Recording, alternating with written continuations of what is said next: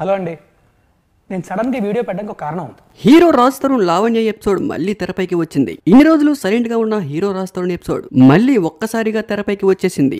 రాజ్ తరుణ్ తల్లిదండ్రులు ఇద్దరిని కూడా ఇంట్లో నుంచి బయటికి గెంటేసింది లావణ్య. ఈ ఇల్లు నాదే అంటూ, నాపై రాజ్ తరుణ్ తల్లిదండ్రులు దాడి చేశారంటూ, నాపై దాడి చేసిన వారిని ఎలా ఇంట్లోకి రాణిస్తా అంటూ, ఈ ఇంట్లో సర్వ హక్కులు నాకే ఉన్నాయంటూ రాజ్ తరుణ్ తల్లిదండ్రుల్ని బయటికి గెంటేసి మరి ఎంత బ్రతిమాలినా కూడా ఇంట్లోకి రానివ్వట్లేదు లావణ్య.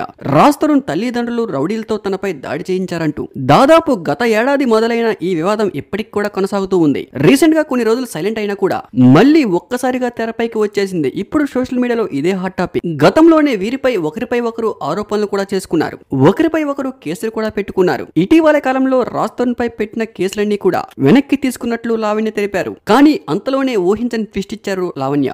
లావణ్యపై రాజ్ తరుణ్ తల్లిదండ్రులు దాడి చేయించారంటూ రాజ్ తరుణ్ ఉంటున్న ఇంట్లో తల్లిదండ్రుల్ని బయటికి గెంటేసి మరి కోకాపేటలో రాజ్ తరుణ్ ఇంటి దగ్గర లావణ్య వాళ్ళ నాన్నగారు ఎంత బ్రతిమాలినా కూడా రాజ్ తరుణ్ తల్లిదండ్రుల్ని ఇంట్లోకి రానివ్వట్లేదు.